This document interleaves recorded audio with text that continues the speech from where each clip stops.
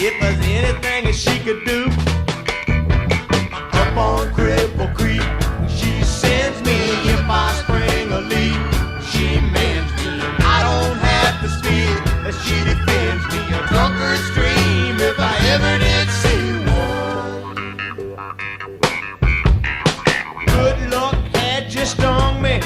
To the racetrack I did go. She bet on one horse to win, and I bet on another. Good evening, radio fans, and welcome back to another episode of Davey Mac's Tales from the Satellite. I'm your host, Bobby Tamburo, and I'm so thankful for the star of our program who's with me. You know him, you love him, ladies and gentlemen. It's Eastside Dave McDonald. Yes, yes, yes. Thank you, Robert. And listen, I love you, and I love all of the East Side Davidians out there, and we're going to be having a good old time, Daddy, because for the first time in quite, honestly, maybe well over a year, Davey IPA is into his house as we are celebrating Thanksgiving. This is going to be a special two-part episode. Part one, obviously, you're watching right now. Part two will be dropped right before Thanksgiving for the Patreon audience. I don't know about you YouTubers. I love you YouTubers. If you're subscribing to the Dave Man on YouTube, you know you got the Davey Mac Sports program. Yaddle Chaddle's back in December with the return of Star Wars Skeleton Crew. You're getting the Eastside Davidson Wrestling Show. And, of course, you're getting older episodes of this Tales from the Satellite. About each of these episodes are about a month behind. So if you want the episodes a month in advance, which people do, okay, they like to travel, they like to drive, they like to be on the road doing their thing, and it matches up. I don't know if you're watching on YouTube and Merry we're doing Christmas. this goddamn Thanksgiving episode, this shit might be, you might be listening to this shit in January, for fuck's sake, okay? And like 8,000 pop culture things have changed. Let's not forget. That's the other thing. Sometimes we do references, contemporary references, and then a month or two goes by for the YouTube show, and it's like, oh, great, that fucking celebrity's dead, and I'm doing a goddamn little fucking joke. Anyway, the point is this. I am ready to go. We're going to have a fun time. Some guy called me the Bret Hart of radio. Hell yeah. The other day on YouTube. I'm sorry about what they did to you in Montreal. I actually was highly complimented by it, found it hysterical. Now, the Bret Hart of radio could mean the best whoever it was, who is, and whoever will be. That's Bret Hart's slogan. Or it just might mean that, I like shit talking bitterly about people the way Bret loves shit talking Vince McMahon and Bruce Pritchard and Michael Hayes and, 1997 WWE. Bret loves shitting all over those people. Goldberg, he loves shitting on that guy, Ric Flair. But the point is this. I'll take it. I'll take being the Bret Hart. But listen, the object of Davey Mac's Tales from the Satellite is just to do it like it is, yo. I'm a heel. If you don't like me cutting promos and doing some shit talking, also doing a little exposing, by the way, doing a little truth telling. If you don't like that, this ain't the show for you. Move on. I like the people who think, well, then you just want to live in an echo chamber. If my echo chamber means not having to listen to your cunty voice, then yeah. But I'm in a good mood. I'm not trying to say I'm not. I am. I want to thank all the people on Davey Mac's Tales from the Satellite, all of the East Side Davidians out there, all of the dogsies. I must say thank you because the show has blown up. We released a while ago the special delivery starring Sam and Dave episode. You know who that just got endorsed by, Robert? Who? Primetime Sam Roberts. No way. You know it. Oh, man. This is groundbreaking. This is after Ron has endorsed the show, and of all people, Opie has endorsed the show. Now, Opie might be taking back that endorsement. That endorsement was like a year ago. That was like, some fun. That was like George Clooney basically endorsing Biden. It looks completely irrelevant now. But the point is, Opie did endorse it, Ron. Sam, others have as well. Chris Pepper Stanley Of has course. endorsed the show Wrong, as well. Shawnee. No official endorsement from Earl Douglas. Not yet. Okay. Oh, Anthony Cumia endorsed the show.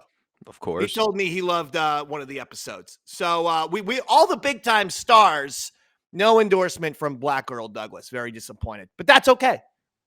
We're going to be doing a Ron and Fez Thanksgiving now, Daddy. And I am looking forward to this episode, Robert. I got the IPA out. Now you, Robert Tamburo, you take away. I got to do a little Pepsi first, though. Well, I do like the fact that we found out about 10 minutes before the show it was going to be a Davey IPA Thanksgiving. And that's my favorite type of IPA show where you didn't know and now you can just have fun and relax. So it's going to be a good one. Yeah, I texted Robert. It was 11:55. I'm usually a very punctual person, but I had some things to do this morning. And then when I realized, oh, it's a Thanksgiving show, I really should actually be having an IPA or two. And after coming off of, quite frankly, two of our most acclaimed episodes, the primetime Sam or special delivery starring Sam and Dave episode, the Earl Douglas Mr. Perfect episode, which, again, if you're watching this on YouTube, that's available on patreon.com/EastSideDave exclusively. I decided to treat myself, and because I don't think I was ever sober for a Ron and Fez Thanksgiving. No, and we definitely will. Right? We definitely will hear that for this episode because the main comment Ron gives you throughout the episode is, "Okay, Dave, I'm right here. You can quit yelling." I apologize in advance. And today's episode is going to be a jovial and happy episode. I promise. Now, I also promise, because it's Davey IPA, there probably will be a moment or two of some vicious promo shit talk.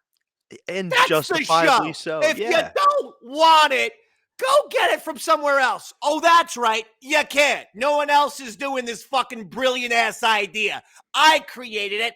I innovated it. Well, with Robert helping, but I created the idea.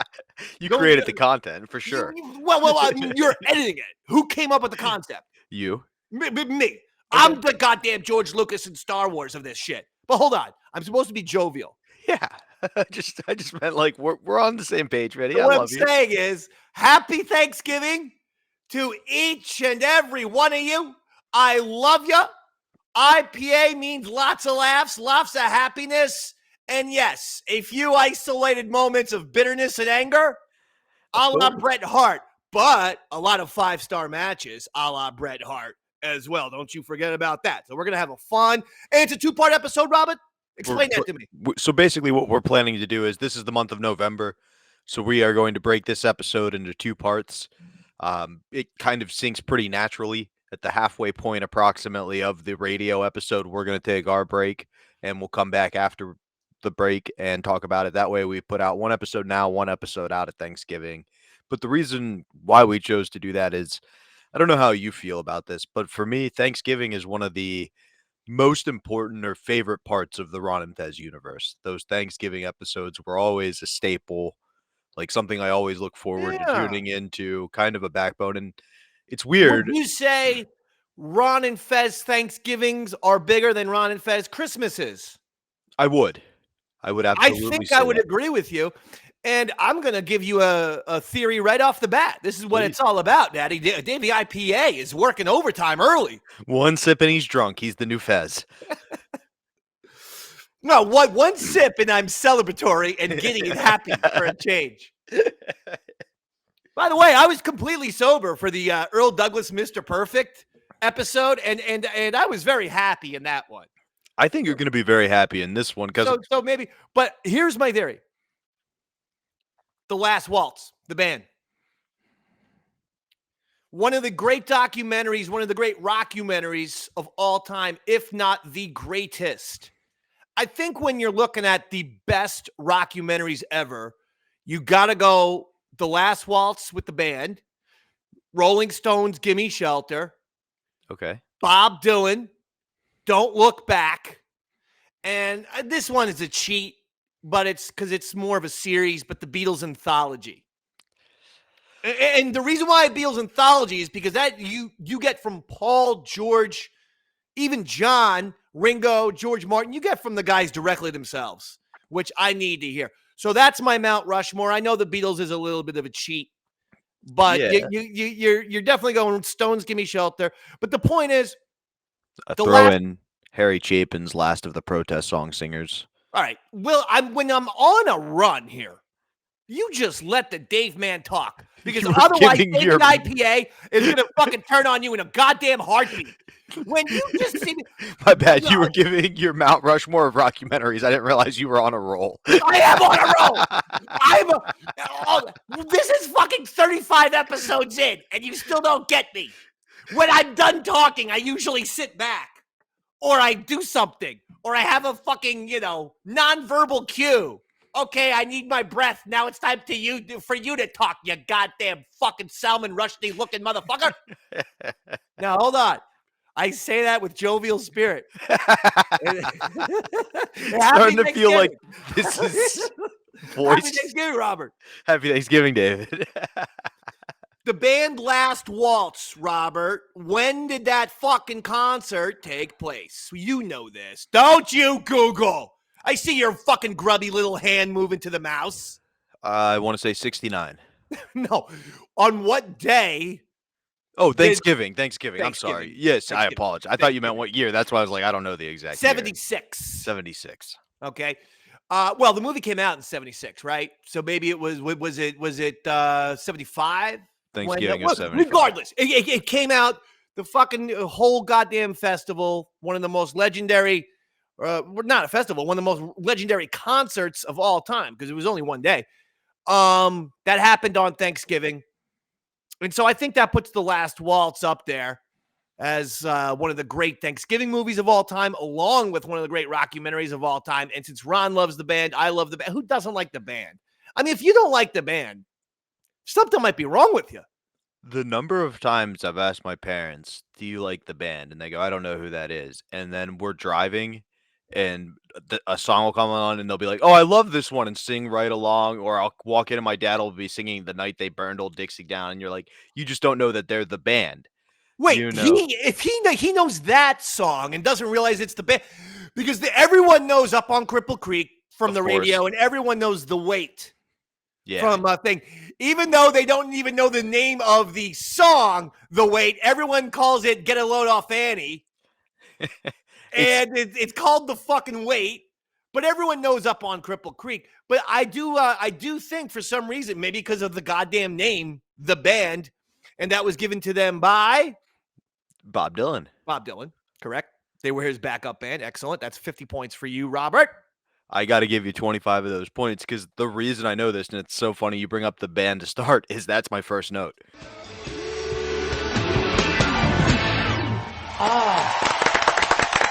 It's the band. The band 32 years ago, right now, the band cut The Last Waltz. It is the Ron and Fez show.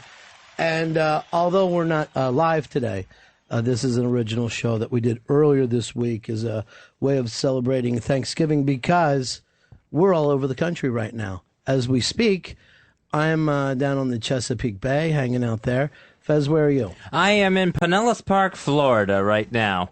That's unusual for you to go to Florida for a holiday. Just finished up the turkey trot, the 5K walk that I did earlier this morning. So I'm getting ready for Thanksgiving and taking care of some chapped thighs that was as we speak. That's the saddest news I've ever heard. Chapped thighs. And Fez, you and Dave are in a rush to see which one of you is playing Levon Helm in the movie. I get young Levon. Out. I get ancient Levon, dead Levon. He can play the other guy, the guy who plays all the different instruments. Garth? Yeah. Garth Hudson. Gigantic head. Has the beard. You've got the Garth Hudson. You'll be Levon, and then, of course, we're all rushing to be Robbie. I'll be Robbie. What about for you? Where are you right now, Dave? I'm in North Carolina. Why? You don't have to scream it. We're all here. Okay. You know, So excited. Like you're Done. shouting from North Carolina. Why North Carolina? It's where my my father-in-law, he lives there, and so If he's your stepfather, this marriage should be called off. You just wonder what an in-law and a step is. yeah, I was confused, and so we go down there, and so my second Thanksgiving down there, Down there? Oh, I'm going to come on down there and use this kind of accent for him. and I love it down there. I love it. Mr. Say B. down there again. Sorry. So that when I shoot you, I'll have something to give to the jury. Okay. So North Carolina for you. Earl, where are you spending Thanksgiving? I will be getting ready to jump on the train to go to Jamaica, New York to spend Thanksgiving with my parents. You made a huge mistake. Never say New York. Just say I'm going to Jamaica. And then people will think that there's something interesting about you. So you're going almost miles from your house. 1 hour away from my apartment, yeah.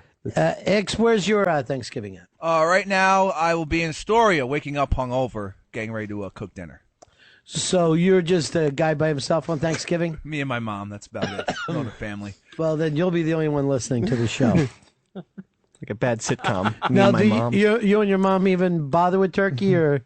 Yeah, I'll be cooking it. She just should cook. So, Thanks. Gonna talk about crippled mother like that.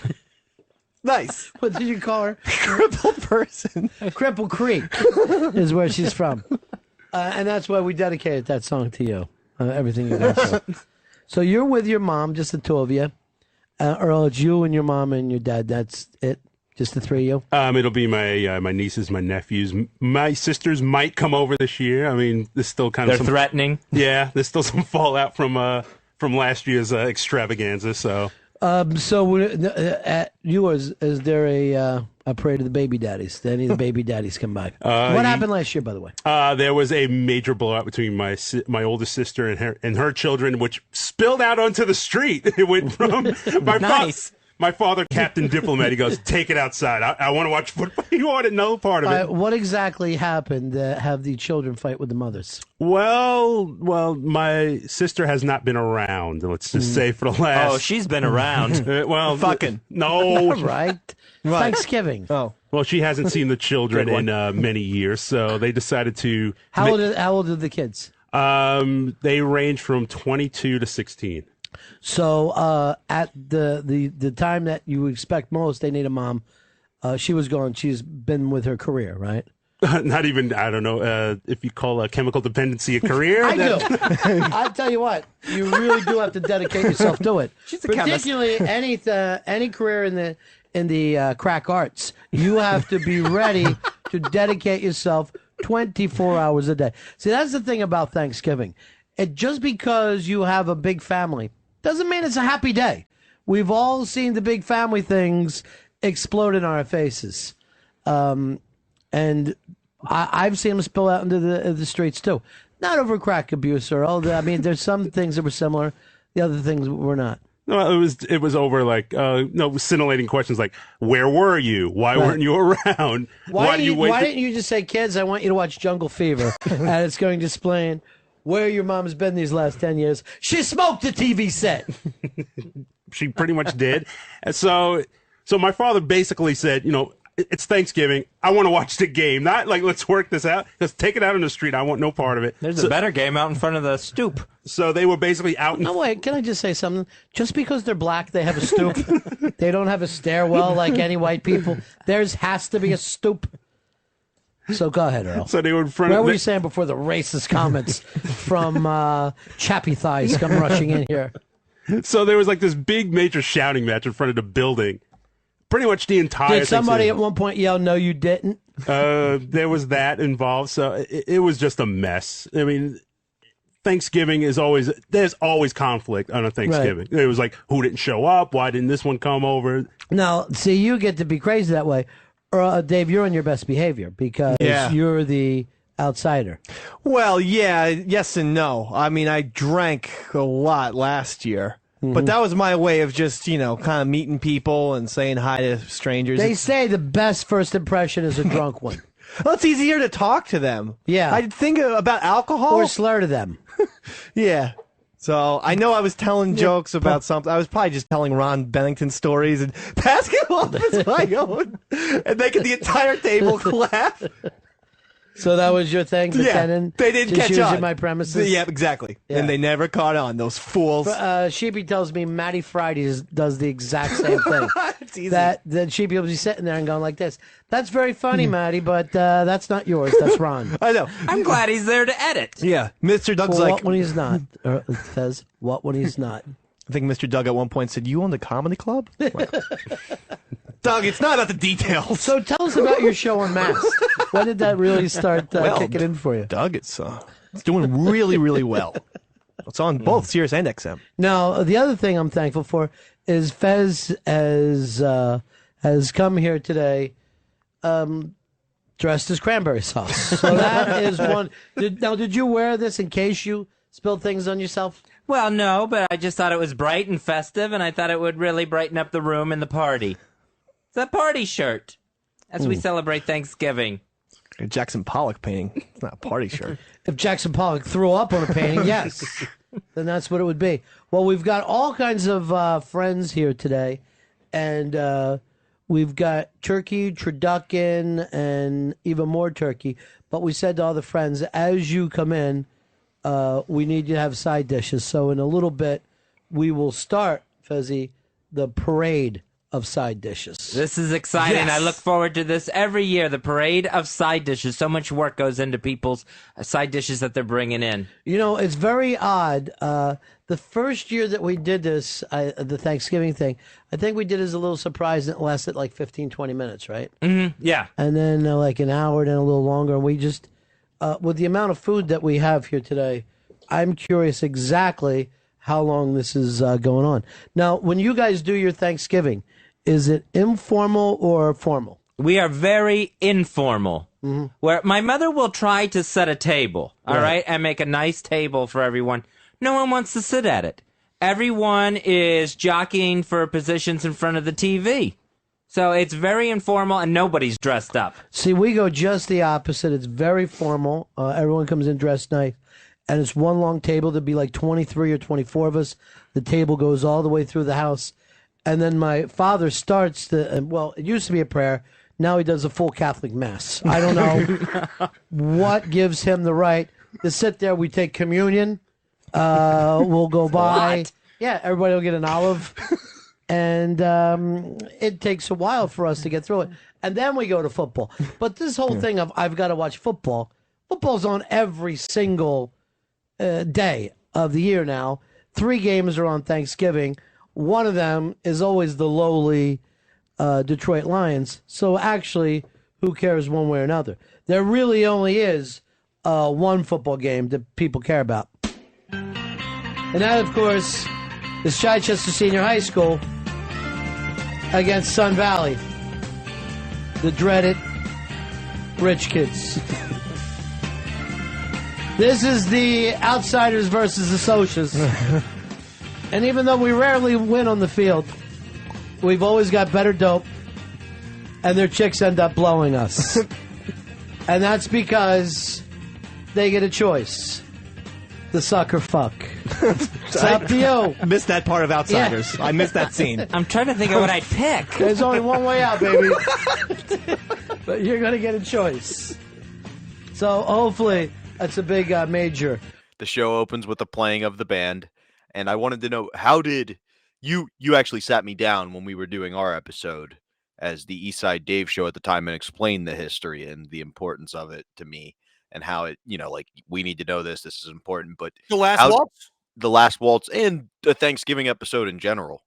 I remember you saying you need to learn the song. Roy let me know what song we were singing for that episode, but you were also like, and if you look back, Ron and Fez is a big deal. How did the band get associated with them? I know Thanksgiving. Just those two were doing the Thanksgiving show, because you don't see, like you said, a lot of Thanksgiving movies.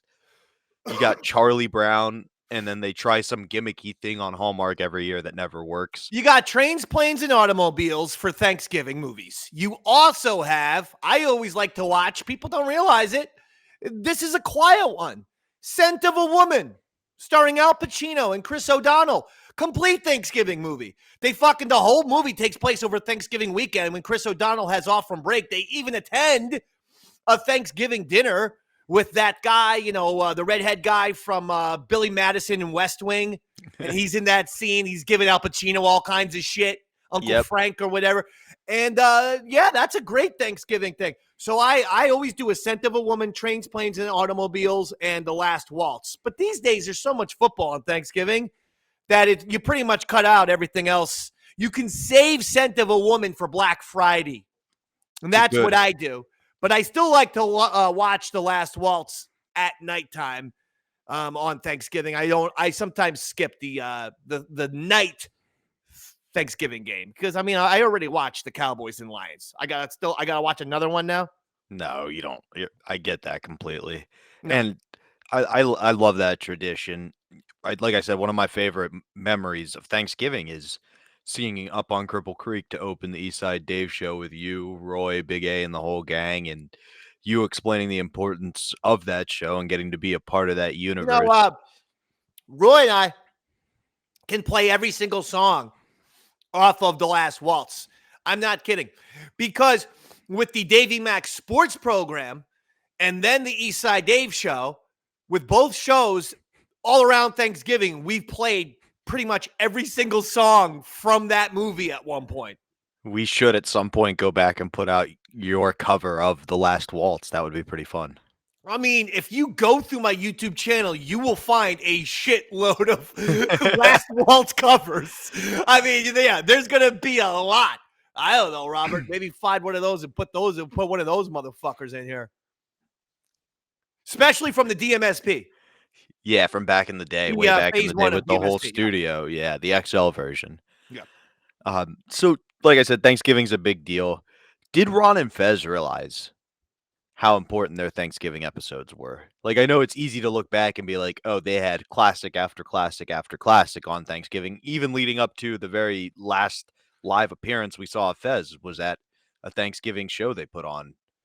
If you'll recall. Yeah, I would say yes, because I believe Ron just always was like, make sure we invite everyone. We're going to have a good time. And I always felt that Thanksgiving episodes, much like this episode for me, were relatively stress-free. Like, you kind of got to pass to fuck up. Not you with this episode, Robert. No, not at all. Okay, listen, that does not give you a green light to start fucking this shit up. You understand? Oh, this IPA is really having some fun drinking. Really? Davey IPAs. But it was stress-free if you fucked up. Maybe not if your name was Earl, but pretty much the rest of us could actually fuck up, and no big deal. A lot of guests around. Yeah, when there's lots of people around, much less yell. Like there's nobody's under the microscope. No, somebody's you're not going to get shit on too hard. And I do love that about you and that universe. Like, you'll jokingly shit on me on the air, but if we actually had a problem, you'll pull me aside. You won't do that in front of other people like you truly are. Compliment publicly. For the most part, unless Roy Harder's in the room, and then he will witness the worst interaction between a redheaded man and another man from Pennsylvania. My grandmother used to call him Black Irish. It's not a fun conflict. You're just black. You're there to take away the Irish. Boy, Davey IPAs already. I'm loving this. But it is interesting you bring that up. What was it like? So you have to go into the holiday. You probably, I know Earl's in charge of setting up the replays or whatever you want to call it, the pre-planned material for the break and putting it into the system. What was your schedule like leading up to?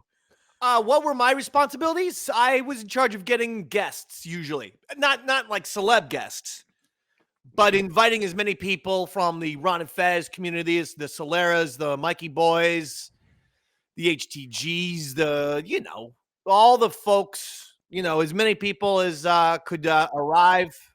The Missies, so on and so forth. Of course, I would reach out to them and make sure everybody was coming. I would demand. I'd say, look, there's no excuse. It's going to be a big party. Going to have plenty of booze. No excuse not to show up to this thing. Now, would you guys typically record these after the last day of live shows for the break, or would it You understand my Now, question? So like it would be like a week prior, and then you'd the have a week of shows. episode that we're about to listen to, it was pre-recorded. Pre-recorded, yep, and it Okay. airs live on Thanksgiving. What I'm saying is, I don't think there was, a mandatory thing, but this one happened at, I remember happening at like 4 or 5 p.m. so that people could even go to work and come to the show. And then we had a fucking blast. I remember that well. And so I think this was one of the more special ones in terms of the attendance and everything like that. So I don't think we always did it like that. I think that sometimes we would have a Thanksgiving show, or like we would do a show on Monday or Tuesday, and then we would immediately record something, maybe have a list, maybe do a thing, blah, blah, blah, that we can infuse clips, Gotcha. kind of deal. But this one was a full-on original fucking show, I recall, right? Absolutely, Yeah. cool, start to finish. The reason I ask is so like, as you're going into Thanksgiving or Christmas break, you like your last show's done, you like to get out of there, call everything early, and enjoy the fullness of your break. Because, or was it like you like to work up until the last minute? That's how I always was. Like, Well, you're a procrastinator. That's why. You're procrastinator Pete. that does make some sense. That's part of it. I used to drive E-Rock nuts because it would be like Christmas Eve and my show, like the day before Christmas Eve, and my show is supposed to be on air at 6 p.m. and I'm still working up through. And he's like, "When's it gonna be there?" And it's like, I can put it in, man. Just relax. You enjoy your break. I like to work through. You know what I mean? Like, You're horrible like that, though.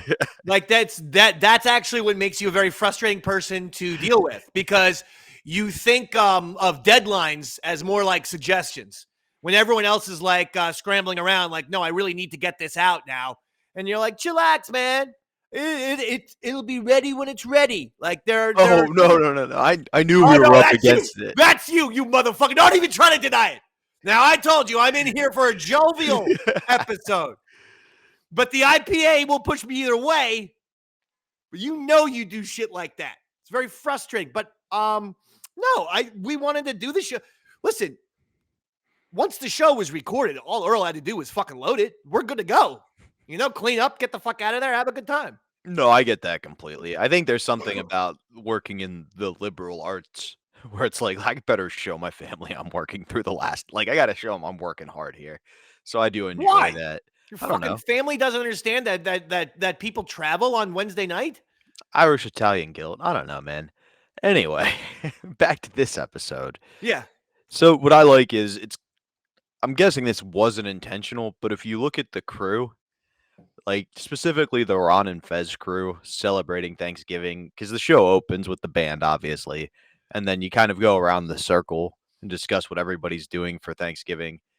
The members of the show represent the different type of people who could be listening to the audience, right? So like Ron's talking about traveling with his family. He tells the anecdote about traveling in the car trying to find Annie Ziner. Like that's what my family would do every Thanksgiving. We would travel from Memphis to Sure. Ohio. You're going home to your Irish celebration with your whole big family. No, I mean, we always traveled to my aunt's house in North Jersey, Orange, New Jersey. Well, South Orange, actually, technically, right by Seton Hall. That's a North Jersey little neighborhood there.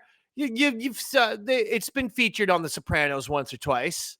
Makes sense. Yeah, it's closer to that area of New Jersey where I am, which is the Jersey Shore. So that's what we did. My mom's sister, Deli. Can you imagine Beanie, my mom, Beanie Mac, Beanie and Deli, the goddamn Range sisters. It must Beanie have been and Deli. so loud in that But I house. mean, how do they both get names from like foods or food stores? Beans. Where am I getting the beans? Oh, go to the deli and get the beans. Like, what the fuck? It's crazy. But yeah, my Aunt Deli, we would go to her house for Thanksgiving. But that's like a traditional, you guys all kind of live within a couple hours traveling to go one place no together. longer than an hour. As a kid, it's funny. I felt like it was no less than 4.5 hour fucking drive. And then as an adult, I've driven on the New Jersey Turnpike and I'm like, wait, it only takes 45 minutes to get to like into the bed. That's your thing. As a kid, those car trips are fucking you can multiply the minutes by 50 because I swear to God, I used to think as a kid, we're fucking driving to Canada. and then as an adult, I'm like, I could if I go 80 on the New Jersey Turnpike, I get to Aunt Deli's house in 40 minutes. Yeah, this is not a bad drive at all. Nothing. No, I get that completely. But so you've got your traditional American Thanksgiving. Oh yeah. Fez is flying home to Pinellas Park to do the turkey trot walk. He says a line where he's like, I'm dealing with some chapped thighs, and Ron just goes, fucking gross. Which made me laugh hard. But, he loves his family, doesn't necessarily really want to be seeing them. And as we see in later episodes, big commitment to have to go all the way down to Florida. He hates flying. He's got to, you know what I mean? A life he left behind. He's got to go. It's a lot. There's a lot more shit that you got to do rather than just getting in the car. Absolutely. Earls. That sucks. I mean, I wouldn't want to fucking be in an airport on Thanksgiving. I've never had to do any of that shit ever. The only time I had to do one time is when I was like 14 years old. My parents decided to go to visit my brother Patrick in California for Easter. They went early. Like, I don't know what the fuck I was doing that was so busy. It was 14. Yeah. They go early. Might have been baseball. And I have to take the goddamn flight by myself as a 14-year-old kid from the fucking Newark, New Jersey airport. And you know what happens? 5-hour delay on the flight. When we finally get on the plane, we then had to sit there for 3 hours. And I'm completely, and why was I by myself? I still don't even remember the reasoning. My parents went like 3 days earlier than me. And then we're like, here's the fucking thing. Here you go. Take New Jersey train. I had to take a train to the goddamn airport. Jesus, Dave. I said, I'll never do it again. I will never, ever fly again on Thanksgiving for any kind of Thanksgiving fucking celebration. That's it. Never again will I fly on Thanksgiving. No, sir. And that was Easter. I understand. I ain't flying for holidays is the point. No. Not Easter, not Christmas, not Thanksgiving. Sorry. That's why I think it's so funny that Ron and Fez is one of the few shows that had such a big Thanksgiving thing. It's the most traveled holiday of the year. You would think one's but I mean, everyone was local. For you now. I think if people travel, they drive. They drive, they fly. But the point I'm making is I think it's nice, particularly for me, where a lot of college, I had to go back to go work a job the next day in retail. I had something I could listen to and still stay in the Thanksgiving spirit. You know what I mean? I thought it was really cool that they did that. Yeah. So that's those three are kind of what I would say are the nice Thanksgivings amongst the family crew. Then you have Earl, who's going to Jamaica, Queens, as he puts it. Ron goes, just say Jamaica. People think you're cool. And Earl shares some details about his family Thanksgiving the year prior that make me curious. He goes, my sisters might be showing up this year. We don't know yet. Mm. And, obviously they ask why. And we find out that the year prior, Earl's nieces and nephews fought their mom in the street out in front of the house, like fist fought their mom, because the reason they didn't fight in the house is Earl's dad, as he put it, Captain Diplomat, said, hey, I'm trying to watch the football game. Go outside. Not don't fight, but just do it outside. Do it away from me. So I guess do it out of my view. Not like, hey, let's get along on Thanksgiving, family, but just do it where I can't see. I'm trying to watch the game. That's crazy, man. I don't know how I didn't expect the Earl Douglas household to be so fired up, to be so like this is like a fucking Wu-Tang Clan goddamn fucking show over here. Well, they explained that like Earl's mother, or not Earl's mother, the niece and nephew's mother, Earl's sister, hadn't really been around, so that the nieces and nephews were asking questions like, why weren't you there? What are you doing here now? And it got ugly. And as Ron put it, well, when you have a substance dependency, that's a full-time job, kids. Oh, shit. You really got to dedicate yourself to it. Oh, shit. But again, that represents one demographic listening. They can relate to, like, That's I'm right. the normal one in this crazy family. And then Chris explains, as we're listening to this show, he will be waking up hungover, getting ready to eat in his wife beater and boxers with his mom, who was just in a very tragic accident. And it's Oh, just like everybody can relate to a various group of that show. You know what I mean? Like, I guess so. Yeah, that was when there was that Con Edison explosion, and it happened underground, but then it happened above ground. It shot shit all over the place, and his mom got seriously injured. yeah, very sad. And it, I like it. You made a joke. Or he says something kind of mean about his mom, and you go, "That's a crippled lady." And Yeah, you can't make fun of a crippled lady like that who's related to you, like Ron, really related. She's your mother, she gave birth to you. super related. Ron explains that's why they dedicated Cripple Creek to start the show to, which just a home run joke all around. Oh, God bless him. He told me here's a little fun fact. He told me the number that he got from Con Ed. They paid him. Don't say it on air. I am not. Okay, good. He didn't give me a piece of any of it. Do you know how many Yankees tickets and shit I did for that guy? How many drinks I bought him? Like, that guy still never bought me a drink. He hasn't given me a Yankee ticket. Like, I'm not being Bret Hart. I am in a jovial mood. I am just talking like a man on Thanksgiving, the way I would talk to my family. I'm simply saying a fact. Dozens of Yankee tickets throughout the years, tons and tons of drinks throughout the years. A little something for the Dave man? You can't allow me to wet my beak with just a little something, Daddy? Come on, Daddy. I completely see what you're saying. I would say maybe Chris not buying you drinks is his way of trying to help. No, fuck that. That's bullshit. I'm just asking for $5,000. He's got it somewhere. Earl has it. Huh? We know we talked previously. Fez gave Earl a bunch of money, so we know Earl could borrow it from Earl if he needs to. When previously? This On episode? One of these, no, not on this episode. On one Jesus of the Christ. many tales from the satellites, Dave. You got to do a more specific reference. I don't know what you're talking about. Oh, there's a running thing that Fez gave Earl $2,000.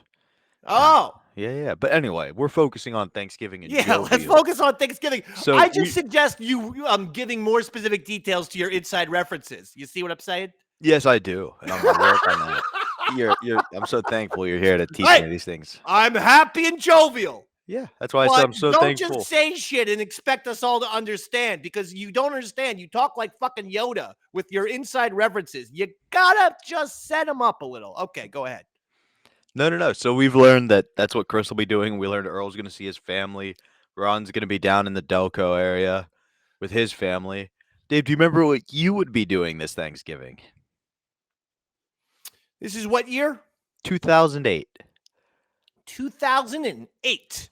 I would say I'm going to be with my family in New Jersey. That's how you would traditionally spend it. Going to North Carolina. And getting hammered, as we learned the year prior, you got blitzed. Yeah, that's when. I was with the wife there. That's when that was, and that's. Oh, and by the way, that's Asheville, North Carolina. So they just got hit hard by that hurricane. I hope everybody's okay. I hope all of Asheville is okay there. No, I mean, come on. I don't want people to get fucking wiped off the map. It's funny because off air you were saying how you felt like it's karma and God's wrath justified. I didn't say any of these things. None of those things were said off the air. And don't try and Ronnie beat me, you motherfucker. Who the fuck do you think you are? I'll fucking shut you down in a heartbeat. But that was a long trip. That was 12 to 14 hours in the car. I thought it was a bitch to go to Aunt Deli's house. Yeah, 40 minutes away. New Jersey. I didn't go to Asheville, North Carolina from the Garden State. Took a good, 12 to 14 hours. I was like, I'm never going to get out of this automobile. This is hell. I hate driving for long periods of time. I can't do it anymore. Like, I had to commute to the Ron and Fez show. It was a 2.5 hour commute each way from North Jersey. Even though I can drive into Manhattan. It's going to take me only an hour, hour 10. Yeah, not a But problem. when you have to take the fucking bus because you can't drive in, because if you park all day, yeah, it's going to be like fucking $200 a goddamn day. Like, it was absolutely impossible to park in Manhattan Monday through Friday. So I had to take the bus just for that reason. And that fucking bus makes it a goddamn 2 to 2.5 hour fucking trip each way. Oh, daddy, I can't do it anymore. No, I completely get it. But one thing you should be thankful for this Thanksgiving is you don't have to go to North Carolina. Oh, thank goodness. Yeah, and I would have to. How was that? Were you staying at her parents' house? That sounds like my personal hell, to be honest with you. Yeah, was staying at the parents' house, a big house in North Carolina. And, it was nice. It's a nice house, big. I get that. Fancy furniture. Oof, like Thanksgiving with the Tamburos, that's my family. There are certain members of the family who will pull new guests aside and try to be like, just breathe. Everybody's loud. They're all love. You know what I mean? Yeah. That out of that element can be isolating, and at least those people get to go to a hotel. But now you never get to leave. Our Thanksgivings in the McDonald household are a little more, dare I say, down and dirty. Yeah. Okay. I mean, don't get me wrong. We're gonna get a nice fucking turkey. We're gonna have some great goddamn mashed potatoes. There's gonna be some big time stuff and some good time gravy. But those are the basics. Like outside of that shit, and then we're gonna be watching football. This was a Thanksgiving where it's just very, very fanciness, and there's a cocktail hour and there's a wine glass and there's a thing and there's and there's catering and this and that, and just it's like having Thanksgiving with the Roy family from Succession. I could see that. You were expecting a piano and an orchestra playing every time you walked into the household. The McDonald's, you're going to be getting either rock and roll or you're going to be hearing football at max volume. That's what you're going to be hearing when you walk into the house. This house, maybe classical music type of deal. Oh God, that sounds like I'm hell. just telling you. My mom's family was very much like the McDonald rock or football. My dad's family kept the food fanciness, but the lax atmosphere. Like they'd be watching football. Your dad is Italian, right? Italian, so we'd start with wedding soup. Then you'd have the pasta round, then you'd get the turkey and mashed potato. Nobody ever made it to the turkey and mashed potato. I thought Italians did like something weird, like fish on Thanksgiving. I don't know what they do. It sounds like dirty Italians. Well, do. you already just said that you were serving pasta on Thanksgiving. Yeah, I've never even cavatelli. heard of. You got a beef with cavatelli. You never heard of it. Every fucking guest on this show brought in pasta. Pasta? Pretty much going through the list. Yeah, dude, everything on this list was pasta. It's Thanksgiving. I mean, maybe, okay, macaroni and cheese. I get that. Like mac and cheese, that's fine, I guess, for Thanksgiving. Pasta, you're having turkey and spaghetti. Why would you bring in pasta when the whole fucking thing is potatoes? That's your starch. What are we, Earl Douglasing this thing? Getting fucking potatoes and spaghetti, which he did at a steakhouse in Washington, D.C., which humiliated Ron Bennington, Fez Whatley, and myself. Like, if you're you going to have separate the potatoes, rounds. if you're having potatoes and stuffing, why would you need any kind of pasta? That to me is fucked. You don't need any kind of pasta between potatoes and stuffing. If I'd never had good pasta, I'd understand where you're coming from. This is spoken like a man who hasn't had true cavatelli on Thanksgiving. I don't even know what that is. Exactly. What the hell's cavatelli? It's the best type of pasta. Is it like spaghetti? No, it's closer to rigatoni, but it's thicker and it's much better. Much better for you. I'll make you some here. Yeah, right. But so that is what you guys. Before we really get into the episode too much about the next stage, what do you do for Thanksgiving now? Oh, I'm still with the family, the McDonald family. That's nice. Yeah. You guys still go to delis and everything? No. Aunt Deli is now moved down here. Oh, that's nice. To the Jersey Shore. So with Aunt Deli moving down here, she comes to my mom's house. So we all go to my mom's house. That's really nice. So I mean, I'm ready to go. That's a fucking 3-minute commute. And you love that. I mean, that's the best. Yeah, I mean, I could fucking walk. I was gonna say, yeah, if you eat too much, you just walk that off on the way back, and phenomenal. Perfect. It's phenomenal not having to commute to places. I gotta tell you that. And do you have any new McDonald traditions? Like, what is there anything I know you said the movies, the football. Well, we always have to go around the table and saying what we're thankful for. I'm okay with that. I get that. And that can be stressful, especially if your answer was taken. Yep, you got to get high in the order for that one. Yeah. And you always feel like I always feel like one of my brothers usually takes my answer. So then all of a sudden it's like, oh shit. But we're also doing this new thing where we pass around a bag of questions. Oh. And so you pass around the bag and you just take out a question, and whatever the question is, you have to answer it. And people either approve or don't approve of your response. Yeah, my cousin tried some horse shit like that. Yeah, I mean, Our I'm looking last at this Thanksgiving. question. What one thing will make you happy in next year? Oh, I don't fucking know. Goddamn brain transplant. Yeah. My I cousin. don't fucking have any idea. That's too existential for the Dave, man. I just want to watch the fucking football. My cousin did some horse shit like that, where like they put 3 questions and you had to pick one under each place card, and it started in order. So she went first because she's the oldest, then her brother, and then it got to me, and I saw a look in my dad's eyes like, please don't.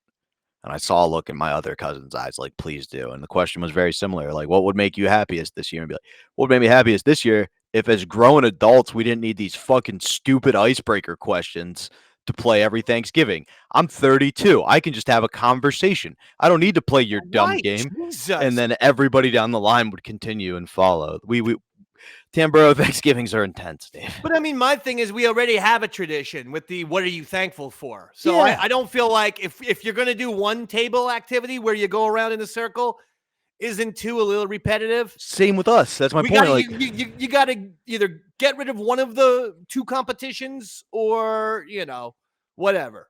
the worst was one year we did it on a Saturday so everybody could be there. And it was the college football championship Saturday. You did Thanksgiving on a Saturday? Yes, because we would all have to travel to my grandpa's. So we would all get there, and Saturday would allow you to do it with the other family. No, I don't. No. Nope. But No. Okay. No. I actually, the more I think about it, I hate this. I don't even want you to finish your story. okay. Because you're celebrating Thanksgiving on Saturday. Yeah. You can't do that. It's like, look, we'll see you next year. We have to be in this location this year. Next year, we'll celebrate Thanksgiving with you. You can't be doing this fucking 48-hour on delay Thanksgiving. But we would do one Thanksgiving on Thanksgiving, and then my dad's family would get together that Saturday. I get it. Would you replicate Thanksgiving? I guess there be technically, turkey? yeah. I guess technically, yes. There would be Oh, turkey then and forget it. dessert and everything. If you all got together on Saturday but had pizza and shit, I'm okay with that. If you're doing Thanksgiving part 2, where you're doing another turkey, some more gravy, all that bullshit all over again, no good. No, that Thanksgiving is totally fake. I'm with you. My aunt, however, organized we pictures. don't care. Can we go into Ron and Fez? Sure.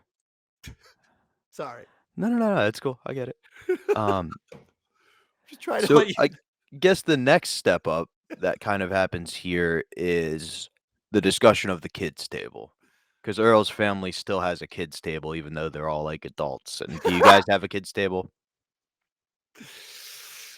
I think there was a kids table during my Aunt Deli's tenure. There was definitely a kids table, but no kids table now. That makes sense. I've never been a big fan.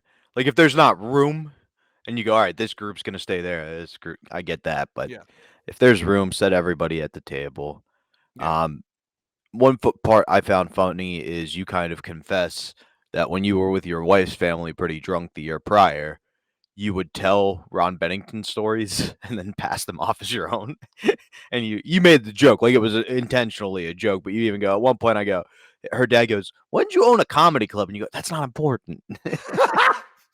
I don't remember this at all. That's so funny. There's a possibility that was the truth. I don't even recall doing that. But again, I mean, similar to this episode, you just don't know, do you? No, not never. And you got to have drinks. Right? That's what's going to be the best icebreaker, regardless You of your gotta dumb have questions. drinks. All you really need is drinks. When you're going for the drink of a drink, that's drinks. You know what song I'm singing? Drinks. No. You gotta have heart. Oh. I was substituting drinks for heart. That is from the play Damn Yankees. Continue, please. Can this take me higher? What about for you, Earl? I'm going to guess informal, right? Oh, it's extremely informal. Basically, we have Bring any weapon possible. Yeah, well, we have we have a table in the dining room, table in the kitchen. Basically, the kids eat in the kitchen. See, I hate a kid's table. I had to eat at a kid's table when I was little. We don't even do it anymore. Good. Why aren't the kids human beings? Sit at a table. Well, the weird part is now, like, even as like my nieces and nephews get older, they still want to sit at the kids' table. They want to be amongst themselves. Safer. Everyone wants the opportunity to go where they can say the F word. What about for you? Very, very formal. Yeah. In the McDonald household, assigned seats, and no TVs were allowed on, except my dad would sneak the kitchen TV on, and so he was always making bullshit excuses to go back into the kitchen, like, oh, I think everyone needs more gravy. I'll go back, and so he was watching the game through that, but every other TV is off. Yeah, as it should be. Yeah. Because guess what? The game is going to be there. Right. Stop acting like it's the biggest thing. Hicks, you and your mom in prom dresses that day? You put lipstick on each other? I'm usually in a wife beater and my boxers eating at the table. It's terrible. You know why I've never married? Because of you! That's why I never got married. At some point, you scream at her, you made Dad die. You don't have it, Cousin Polly. It's not the prettiest. It's not the prettiest day of the year for them. So we are just about ready to start the parade of side dishes, and that is something that this show is known for. We have an extreme amount of turkey that we provided, and then of course we bring through the parade of side dishes. Now we have to wait right now because, well, if you turned on the TV right now, they're just ending the Macy's Day parade, which is the second biggest parade that takes place in New York City. The largest, of course, is the parade of side dishes. Now, I do have, Fez and I are up here in the booth, but we do have our own Dave McDonald somewhere down on the streets on Broadway. How are you, Dave? Ron, I'm here. It's a wonderful day for a parade, especially a parade of side dishes. It looks, I see that the bands are coming by. When are we expecting the floats, the side dish floats to come rolling through? The side dishes should be moving past any second now. It's you know what I love most of all? Yes. To see the joy in the children's faces as the side dishes come rolling by. And there's so many kids out here, Yes. Ron. Ron, so many people have been camping out since last night, just trying to get a good look at the side dishes. They've braved the cold to be able to see some of these items. Here, the first side dishes coming through. What do we have? Ron, I think we have Mafia Life Chris here today in the parade of side dishes. And he seems to have brought some beautiful pizza. Pizza, Brooklyn pizza. Where's that from? The L&B Spumoni Gardens, the squares that you like. Now, I'm looking up on the float, and we have the Thanksgiving princess. It's little Frenchie, who is the Thanksgiving princess. Oh, she's adorable this year. Isn't she pretty? She's a little shy. As well she should be. Ron, I sung with the Thanksgiving princess 2 years ago at a New Year's Eve party, and that's why she's very scared of me. What song did she sing? I believe we sang Meatloaf together. which is pretty appropriate for a grown man and a child. It would be also fun if the meatloaf was one of the side dishes. I see the floats keep coming by. What's that? We have a new float, and From that Brooklyn? float is Dean from Brooklyn's in here in the parade. Dean from Brooklyn. Dean Thanksgiving, buddy. Dean from Brooklyn, a perennial favorite here at the Parade of Side Dishes. I believe it's his 30th year, actually, celebrating. And, Dean, what did you bring for the parade? I brought some pasta side dishes from L&B Spumoni Gardens. Brought some penny with meat sauce. Whoa! And penny with broccoli and sun-dried tomatoes. How shocking that the Italian guys think that Italian food is a side dish. It's, well, you know, Yeah. it is. At our houses, it's all part of the appetizers and the before you get to the traditional meal. You got to have your pastas, your antipasti, and your baked clams, and your stuffed mushrooms. And how do you stay so thin? All right. Here the floats just keep rolling by, Fuzzy. Speaking of Italians, Ron, Yes. here's Joey, Joey. from Brooklyn. Happy Thanksgiving, guys. By way of Staten Island. Yes. Yeah. What do you have for us, Joey? My wife baked some cappuccino brownies for you Oh, guys. fantastic. And I took part in all the hot foods as well. Oh, very nice. Very So nice. Ronnie, he's wait- doubled down. Yeah, what you don't know about these brownies is they bake for 45 minutes. 45 minutes. Wow. Yeah. Aged over time, correct, A Fez? lot of work goes into these cappuccino brownies here in the Parade of Side Dishes. Fantastic. Yes. Ron, we have another float rolling past. Yes. It's Jose. Jose. Hi, how I can are you, see. everybody? Yeah. Hi. How are you guys doing? What do you have there, Jose? I brought some mini eclairs and and some cannolis. I'm that going to I- stick a couple I of made those in my myself. pocket. I don't know. Give Mr. Bennington some cannolis, Ron. Wait a minute. I see that small car moving up and driving it around. And look is getting out of the clown car, Fuzzy. It's our own Craze. Oh, the kids love it when they see Craze get out of his funny car. And he's freestyling about his food. I got big CD and I'm really feedy and you know it's vegetarian and you know what I'm meaty. All right, there he is, Craze. I always love it when the acts stop in front of the big star and perform. And by the way, if you eat his food, you'll never have to prove your bravery again to us. Ron, another float coming by. Here's Joyce. Joyce under the Hi, council. Hi, Fez. Hi. How are you? Joyce, Happy you are so Thanksgiving. tiny. Happy Thanksgiving. This is the smallest float to come by. Yes, the floaties. Yeah.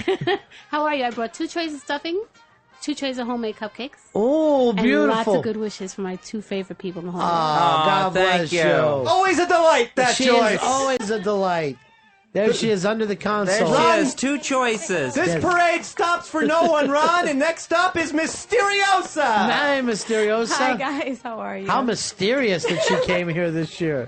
What mysterious food have you brought us? I brought some mysterious cheesecake topped with some mysterious strawberries. Oh. Made from scratch. So. Ron, I think That's not she's so high. mysterious. And giggling look, a lot. she just I had some of the brownies from earlier. Oh no, she just disappeared into a puff of smoke. Thank And you very she's much. gone. Up next, one of the most special men you'll ever see. Yes. It's Sam. It's Sam from the Sam and Dave Hi, special everyone. delivery show. Now, I want to point this out to all the guests today. I met Sam earlier with his cupcakes in the stinky men's room. It's in a sealed Tupperware. It's in a sealed Tupperware, airtight. Those cupcakes have been flagged. No. I already had 2 of them, Ron. I'm feeling good about How are myself. the weren't- fruit cakes? Those weren't cupcakes that you ate, Dave. Oh, shit. You're These are my no- mom's Exactly. cupcakes. These are my mom's cupcakes. Your mom's got some really big cupcakes, Sam. And the parade's moving very well. Ron, another fun fact, if you measured back and forth the circumference of Sam's afro, that could fit 80 school buses. 80 school buses. Ron, next up, we have a new float rolling in. It's Lucas the intern. Hey, Lucas. Hey, how's it going, guys? Good. What do you have for us? I have assorted pastries from Vinieros and the East Ooh, Village. can't so beat that. Lovely little, delicious, delectable pastries for All you. right, fantastic Absolutely. pastry place right here in the East Village.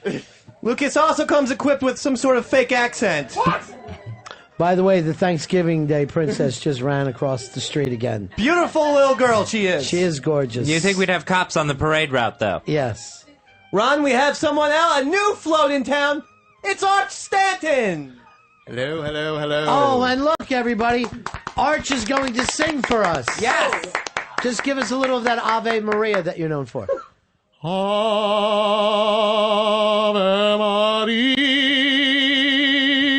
Maria, gratia plena,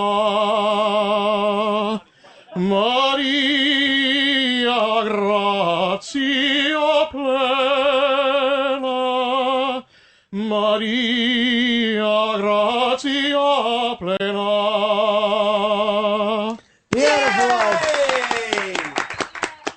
Beautiful Arch. voice and Yeah. a beautiful pecan pie. Oh, what kind of pie? Pecan. Pecan? I believe that's what it's called. A pecan is something you piss into in the middle of the night. Absolutely. This is pecan pie. Pecan pie from the North Fork of Long Island. We'll take either. Yeah. Well, from the North Fork of Long Island. Not like that South Fork pie that's up. Wonderful, wonderful singing, too. Beautiful job. The Who's polite- this? Ron, we have Yes, I can't see. Ron, we have Mikey Boy. Mikey Boy! Everyone loves Mikey Boy, Ron. He's one of the more popular floats. Hey guys, I brought Oh, hi, macaroni Mikey. and cheese. What did you bring? Macaroni and cheese, baked macaroni and cheese. Yeah, let's take a look at that, because I'm a... Ooh, looks good. That looks I'm very a mac good. and cheese fan myself. Smells delicious, and it looks like the portion's big enough for Ron and Ron only. But it's the thought that counts, I suppose. It really is. Now let's let him go talk to HTG like he normally does. Poachy. There they go. Mikey Poach also it brought away. a side of poachies. Wow, look at the size of this float coming by. It's a big float, Ron. It's Foundry Music Chef and Angry Missy. Yes, there it is.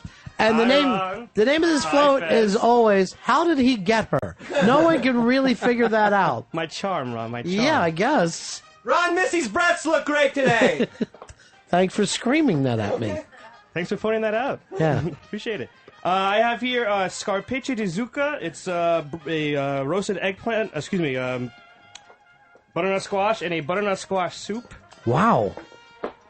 And Missy bought... I have purple mashed potatoes and also garlic romano mashed potatoes. This is fantastic. It smells good over Yeah. here. And you guys can at least win for attempt. Let's face it. Well, I wanted to one up my my store bought rigatoni from last year. Oh, yeah, last Sure. year's rigatoni left Kind you. of a meager. Last year showing. you threw a float together at last minute, and it showed. You were the Lucas the intern of last year. All right, nice work, Thank guys. you very much. What a wonderful float. What a wonderful day it is today. Wonderful, Ron Fest Thanksgiving sexy show. boots. So then what happens is the traditional parade of side dishes. So we hear that every year Ron and Fez provide the meat. All they ask of the fans is to bring the side dishes. Hard Rock Johnny covers the traditional turducken. And I am curious, do you think Ron and Fez are to blame for the popularity of the turducken? Or to get credit. Yeah, or should they? That's what I mean. Are they the ones responsible for making the turducken a national Yeah, I thing? mean, blame is a negative connotation. I didn't mean it in a negative way. Just fucking with you. You could look at anybody who stuffs a turkey and a duck. I'm just and fucking a with you. chicken. Yeah, I think that it's either Ron and Fez or John Madden, and maybe both. But they definitely both seem to be in on the turducken before anyone else. That Like, makes I sense. didn't hear it before anyone else. Before, I forget who it was. It might have been Ron and Fez. Yeah, that's who I first heard it from. In D.C.? Yeah, when they were in DC. Because wasn't that where the turducken first came into Absolutely, and the they Ron were and getting Fez show? Washington, D.C. they in DC, but they also were able to send them out nationally. They must have had a national show because if you called in, they would send it anywhere in the country. You could listen to it on WJFK's website, but That it makes wasn't sense, a yeah. technically national show. It was a Washington, D.C. show. It was DC. So what I'm saying is the giveaway they did with the turducken, though, they were sending it to different pockets of the country, so that could have made it. Gotcha. From that DC listener base. Yeah, I think that they may have been before John Madden. Do you think 'Cause I Madden can't- listened? I don't remember when John Madden started doing it, but I don't think it was before the year 2000. No, I don't think so. I'm guessing it was shortly after he covered a Commanders game around Thanksgiving in the 2000 era, right? Like this was Yeah. before satellite or iPods or anything. He was probably listening to them. I mean, I'm not saying John Madden ripped off Ron and Fez, but I do am. think that you think John Madden was sitting there listening to a Fez tutorial? I mean, you hear a lot of John Maddens. Madden wouldn't know what the fuck Fez Whatley was talking about. I guarantee you, he would legitimately have had a hard time understanding Fez, like actually understanding the words coming out of his mouth. John Madden would have just been like, I can't. I mean, I understand Ron Bennington type guy. He sort of sounds like Pat Summerall, but what's the deal with the gay guy? Yeah, I can't imagine John Madden. But I mean, it doesn't matter. On the timeline, there is a distinct possibility Ron and Fez were first with the turducken and beat Madden. I'll say that. I'll take it. And another thing they beat Madden on is Madden never had a parade of side dishes, which is a concept I really like. It gives everybody a few minutes of thank you for bringing something and thank you for being there. Thank you for being a friend. You could say that. Mm-hmm. Thank you for being a friend. Time and time back again. Your heart is true. You're a pal and a confidant. Just want to say happy Thanksgiving. Davey IPA in the house. Davey IPAs. So much like the Macy's Day has their on-the-field reporter, the Ron and Fez show has their on-the-field reporter, and I can't think of anybody more qualified than you. So you're the one out there doing the presentation of the gifts. I was responsible for having the parade, having the people line up. I had the microphone. I would then ask them, name and your dish, please. And we would have a little quick banter and then on with the next person and dish. Very orderly, very organized.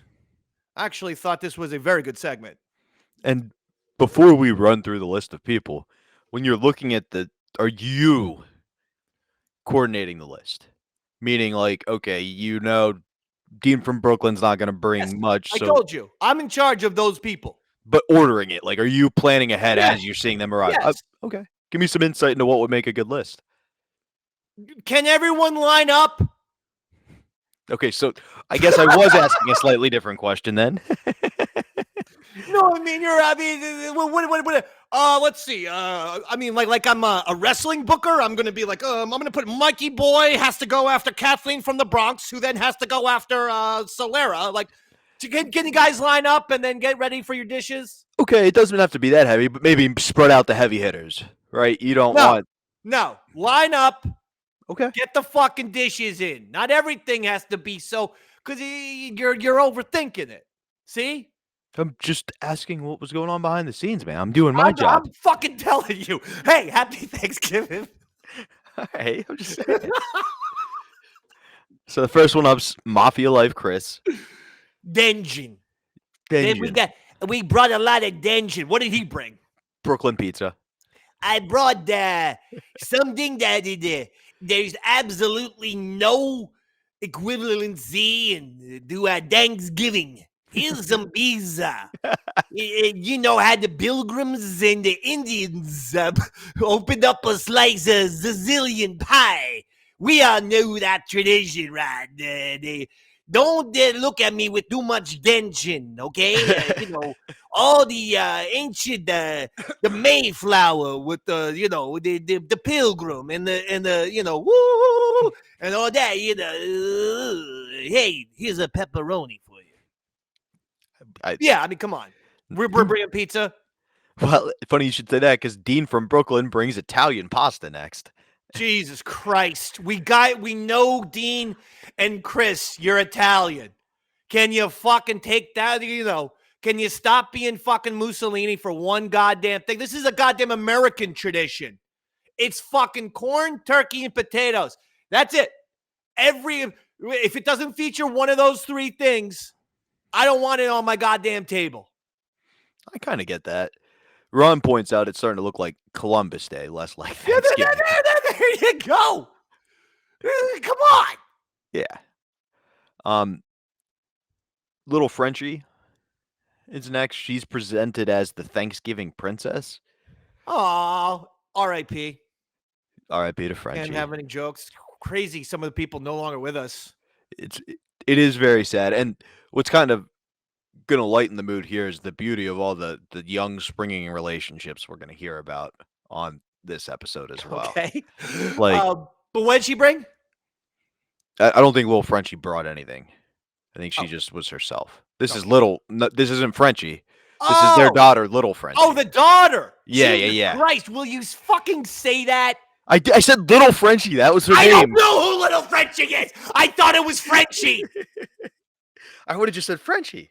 Just say Frenchie's daughter. You just take 4 seconds to set things up.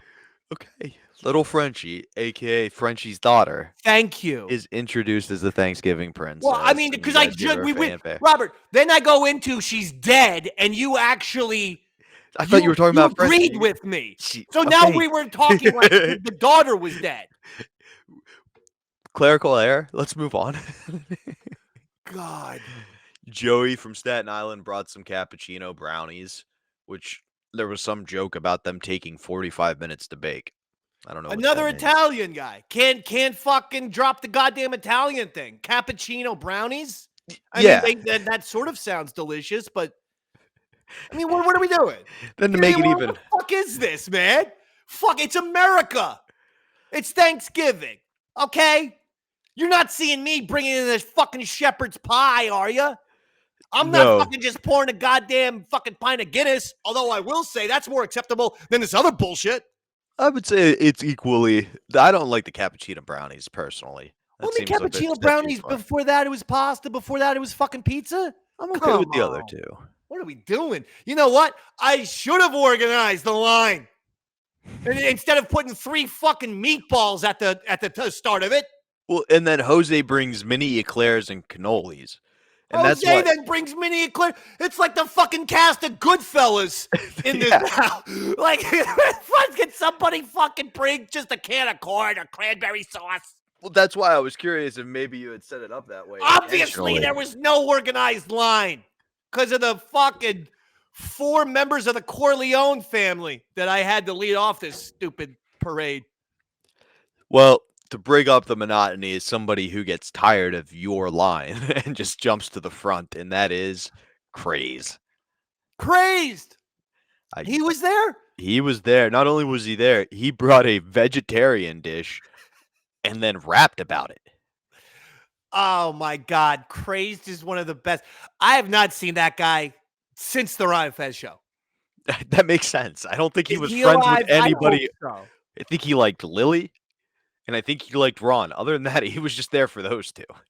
I hope he's still alive, but he was a lot of fun. And what else can you say? He was a real character. So he brought vegan fucking vegetarian something, and then rapped about it being meat free. I think it might have been lasagna even. That's when he fancied himself a rapper. I remember that. Yeah, he was good. He did a lot of fun stuff. On the ones and the twos. Yeah. Oh, I love that guy. Let's see. My question about Craze I have here is like when you're working with somebody like that, we'll see another guy you work with later on in this episode where you can give them a plan and a script and a T. When you have a wild card like Craze, who's a good guy everybody loves, but you don't know what he's going to do. He's not going to necessarily follow whatever plan you have. You as a producer, how do you keep an eye on that? Or how do you plan around that? Just mic him well. Just let him be him. Yeah, make sure that the microphone is near his mouth. Make sure you're just paying attention to him. And then every once in a while, you whisper something in his ear. Like, do a rap song about it. Have a funny dance. What do you think of what Fez is dressed like? Real quick, you just whisper that shit, and then, hey, Fez, I like your outfit with the crazy eyes and shit. That makes sense because there are a couple of moments throughout this where he'll be like, "I dressed like Fez today because I'm dressed like cranberry gravy," and you're like, "That seems like Dave," or someone nudged him that way. With the big A's and crazeds of the world, and some of the folks, the microphone goes down to your side. You might whisper something in the air, bring that microphone up. And then let's see what happens. We have one of my favorite Big A moments of all time in this episode coming up shortly. So I'm right there with you. Couple of more people bring things in. They make some jokes about the Italian food. Lucas, the intern, ran and got pastries from right up the street, and they give him credit for trying, but mock him for not putting any effort in. Yeah, I mean, again, pastries right up the street. Don't like it. You know, if I was in charge of doing something Thanksgiving, I'm going to try and hit some kind of Thanksgiving feel. You know, I'm like, it's got to, like I said, it's got to, you know, it's got to be something that was on that original table in 1620 or whatever the fuck it happened. Absolutely. Well, maybe not even in 1620. Well, whenever it happened. But like a traditional American dish. I get you. Because like he's done many a times, who bails you out? Mikey Boy. He brings some macaroni and cheese. Mac and cheese is acceptable, like I said. For the kids element, children like the mac and cheese. And mac and cheese goes with pretty much anything, but I think it definitely goes with turkey and potatoes. Yeah, for sure. So I got no issues with the mac and cheese, which, okay, that's pasta and it's macaroni. But let's be honest, that's American. We took that now. Absolutely. We own macaroni. Sorry, Italians. That's something you can never have back. We have that. We have mac and cheese now forever. Something I thought was funny is it was clearly a very small dish. So Ron goes, "Oh, I'm a bit of a mac and cheese aficionado. Let me see that," and just takes it for himself because he wanted the mac and cheese. Like he was pretending like he was inspecting it, and he just didn't give anybody else. I thought that was very good. Foundry Music Jeff and Angry Missy. Yes. Well, how did she get the nickname Angry, or was that just her screen name? Yeah, it's just a screen Okay, name. all right. I just didn't know if there was more to that story arrive. And we find out the year prior, Jeff had run to the store and got something last second. So this year they went over the top. They had eggplant, they had butternut squash, and then they had purple potatoes, like purple mashed potatoes. All of that is acceptable. See, squash. If I can imagine a pilgrim eating it, yes, I can. Squash, potatoes. Again, that is the first. That's probably the first entry that I'm actually satisfied with. That's a good entry right there. I could see that, right? That's Yeah, all well goes done. well together. Well done. Who do we have here from overseas? Right, a special import, it's Mooch! Mooch here. Hello, buddies. What's the crack? What do you say? It's great to be here. Very exciting. Don't come too close to me, dear. What do you have there, Mooch? We got some old-fashioned Irish cornbread from Sylvia's. Smells pretty good. How old-fashioned? You didn't bring that over when you got here, did you? About 20 minutes ago. Oh, okay. Sylvia's is uptown, and there's never been an Irishman in there until today. It was pretty friggin' scary going up there. I'm afraid the square, there's so many kids about. No, it was pretty scary up there. Like, I don't think I'll be going up there again too soon. All right. Thank you so much, God Mooch. bless. Thank you very much God for having me. bless. It's really great to be here. Yeah, it's great to have you. Ron, up next, a very popular person. It's Fred from Brooklyn. Hey, Fred. Thank you. And let me also say this to Fred. Happy birthday, my friend. Happy birthday. It's Thursday. My birthday Yeah, was, but my I birthday always was Tuesday. Yeah, I'd always like to celebrate 2 days later. Oh, thank you very much. Yeah. Thank you in that case. That's what the word belayed for. Fred, what did you bring? I didn't bring any food. I brought a couple of cigars for Ronnie for after Yay! heat. For after heat. All right, that No, doesn't that's classic. For count. after heat. Fezzi, do you know that the Indians used to bring tobacco to the first Thanksgiving? That's right. So I'm being very traditional, Ron. Yeah. I knew. They bring only enough for one pilgrim? Yes. Well, not really. It's up to him to share on. Yeah, I'm not sharing any of these. Sorry. These I are brought enough for illegal everybody. Cubans. Thank you so much, Fred. Very much, Fred. You're the best. And we have a Well, very... who's this beautiful young lady? Oh, a very wonderful float. It's my wife, Casey. Hi, Casey. I brought Beanie's box cake. We didn't need to tell him box, wife. I will definitely be ready to lick around Beanie's box. Okay. Cake. I did frost it, though. Okay. I'm gonna frost it too. Well, if there's snow, we can salt the sidewalks with it. There's too much sexual innuendo going on. What's that mean, Fezzi? It's a little dry. All right, so he didn't get any of the sexual innuendo whatsoever. It's a wonderful day at Thanksgiving. The floats keep coming. Oh, it's Thing 3. Oh. Hi. Well, Thing 3, of course, known for that peanut brittle. And man, do I love it, Fezzi. Can't wait to get some of that peanut brittle this year. Okay. Well, I brought a tossed salad instead. A tossed salad? Yes. Not exactly peanut brittle, Ron. No, not exactly No. crunchy, sweet, or nutty. I did try to be the laziest I could be, so I do apologize. Well, there's always Christmas thing, Trey. One of the more disappointing floats of the year. We're going to keep on moving it on. And Not we all have, the floats try. And we have G-Bag. Good afternoon. Happy Thanksgiving. Happy Thanksgiving, G-Vac. What did you bring for us this year? The essentials. The plates, the forks, the knives, the napkins, all that kind of fun stuff. Good idea following the salad. Is that, and then you can eat them when we're done, or just no food whatsoever? Please, I can't cook, and Dean So- already stole the pastries from me. You stop for $3 worth of paper plates, and you're going to be eating like an animal. What a great idea. It was probably a mistake to invite G-Vac this year, Ron. Especially for Sheepy, who's been hiding. G-Vac also brought a side dish of anger. That's pretty And good. I also have 2 cherry cheesecakes from Dr. Steve. Oh, nice. And we can salt the streets with those. Because they're dry. I guess. We'll see.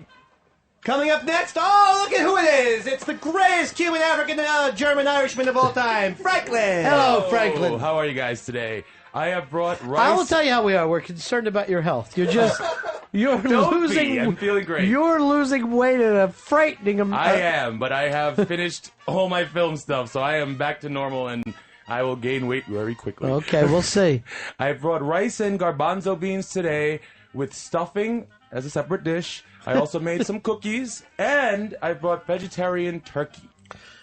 There's no such thing. A turkey is a real thing. It's a vegetarian roast, but it tastes most like turkey. What is it made out of? It is made out of, like, a mushroom. Then you brought mushrooms. But it's not Why do you mushrooms. have to make up It's a not- fucking lie? You brought mushrooms, and that's fine. I don't make these products. Huh? I don't make these products. I know, but if you bring mushrooms, It's not that is mushrooms. a food. It's You like just told a us. mushroom.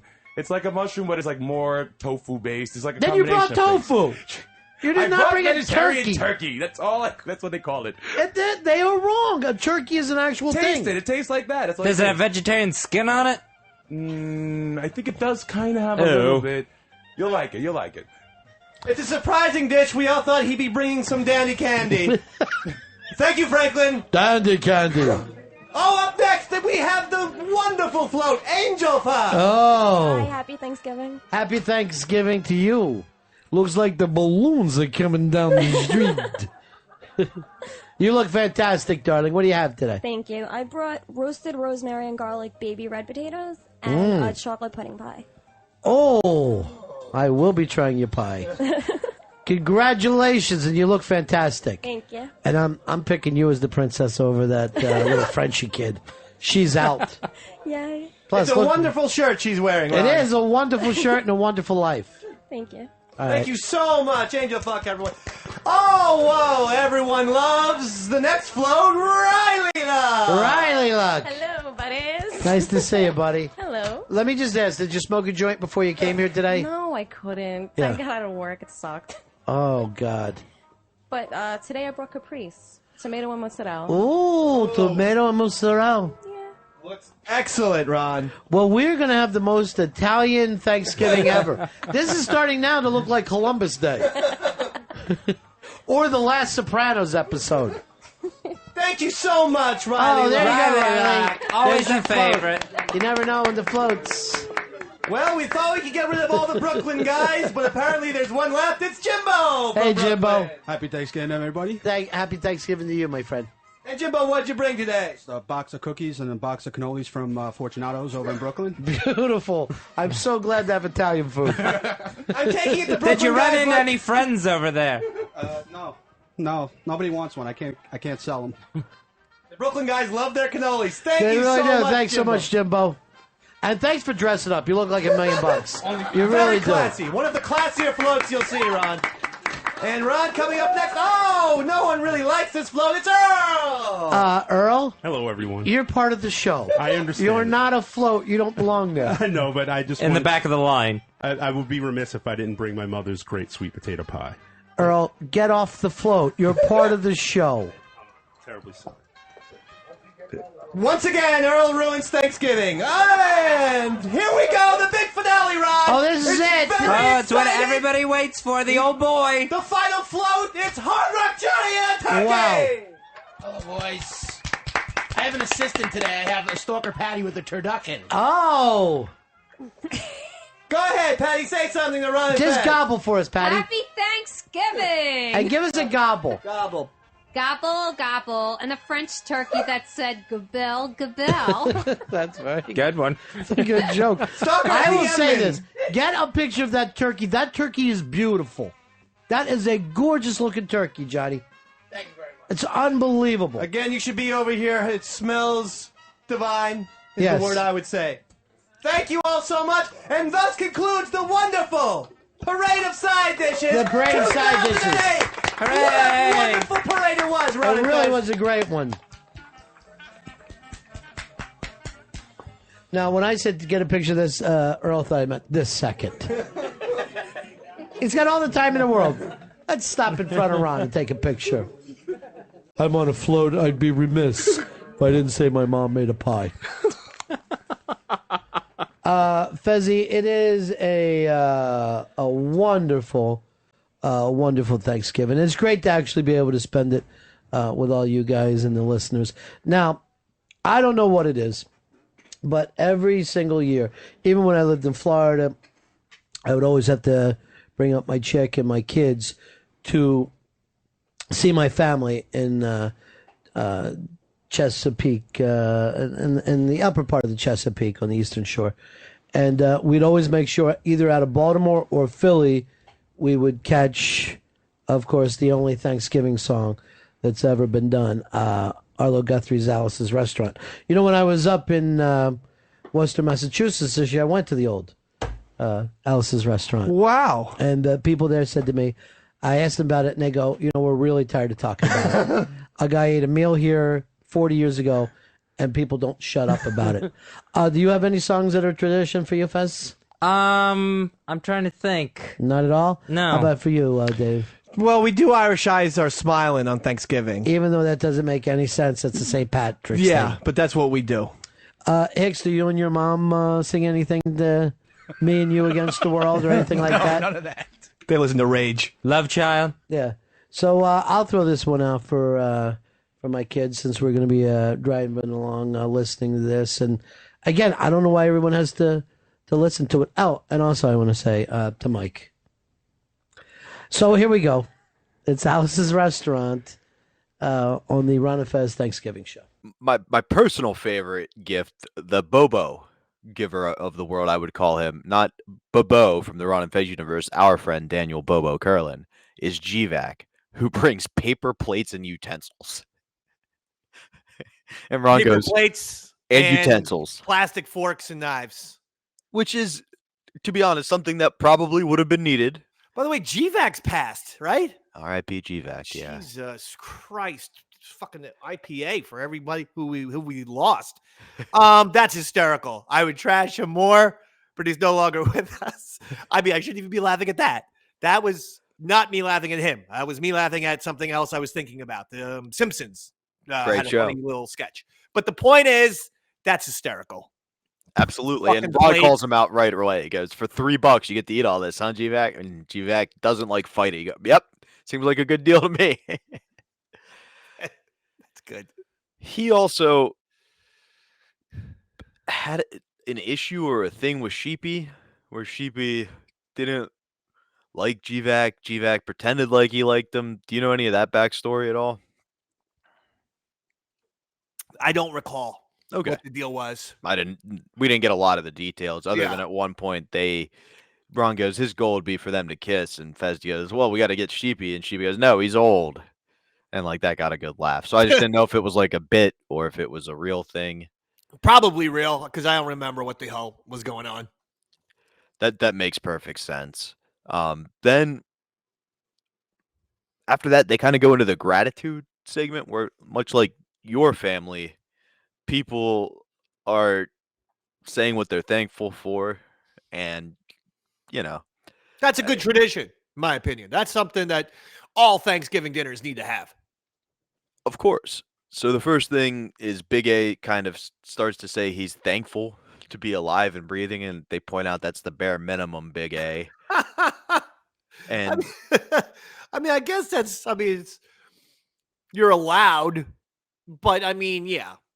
let's get a little bit more nuanced rather than I'm thankful for being alive. Right. I mean, technically, I guess we could all say that. And I feel like this was supposed to be the start of Big A's kind of set-up-y thing that you guys usually have for him on these Thanksgiving shows. In some way or form, Big A's part of a bit. But before he can even get into it, Spandy kind of makes a noise, and they ask him what's wrong, and he points out that he's just sore from having dragged this dish the whole way to the So show. Spandy Man is a person who I always I don't know why I always would see people sometimes in little pairs. Big A and Bobo being a classic pair. Our Bobo, Daniel Bobo Curlin, as you mentioned before. But the other brilliant pair was Crazed and Spandy Man. They were better than Abbott Costello.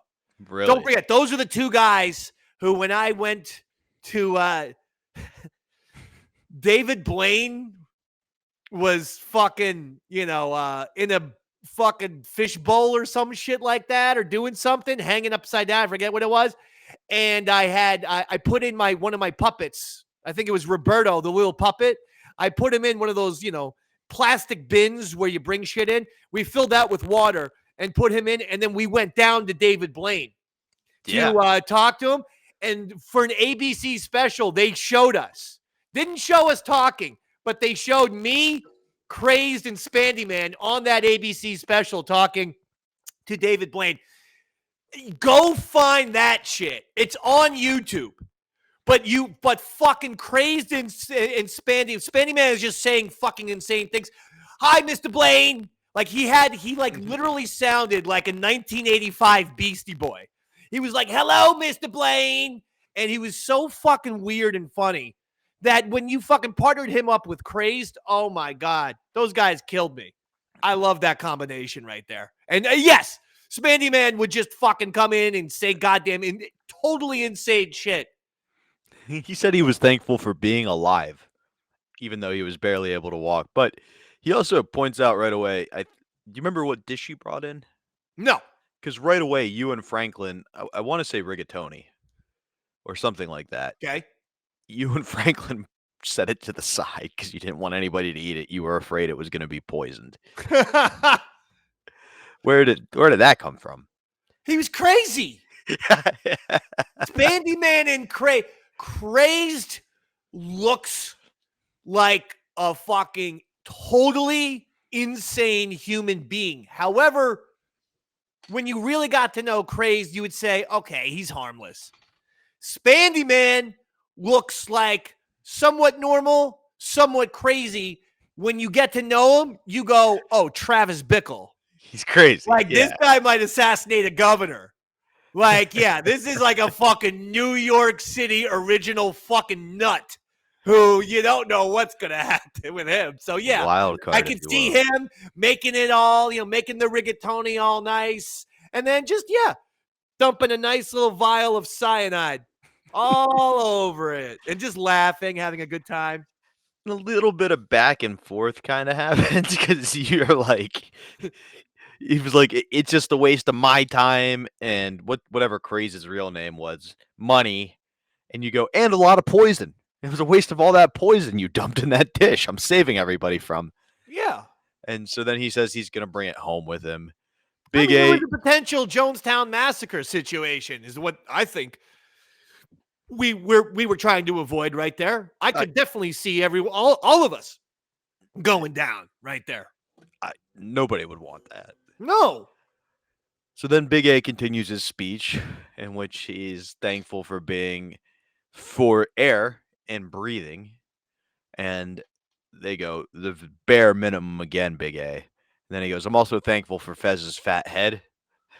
And that gets a good pop. I'm guessing that was a Dave line. No, it's quite possible. That was my role. As we all know, we discussed. I had little index cards for Andrew that I could write little killer lines, which really weren't that good. But hey, Fez, your nipples are bigger than teacup saucers. That one, I believe, came up at one point in here. I don't know why I always did that. But that one had to always make an appearance from Big A. Yeah. Another classic is he thanks Fez for his buffalo back. What does that mean? I guess he had a very hairy, furry back. I didn't write the joke. I would ask you what that means.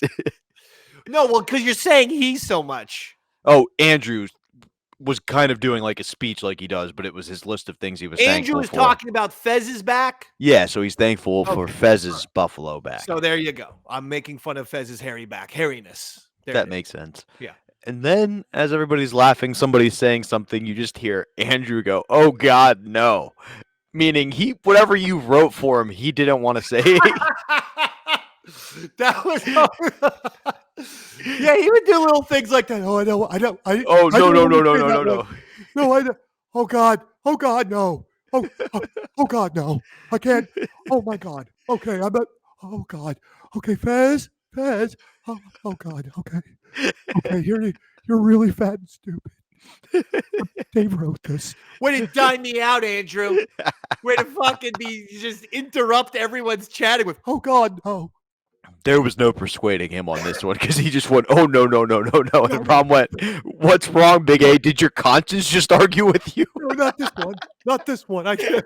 Yeah, like a little fucking angel or demon is sitting on his shoulder, telling him, "Hey, go over and murder Fez right now." No, I can't. I won't do it. I won't. Go ahead, Andrew. You know you'd like to strangle Fez.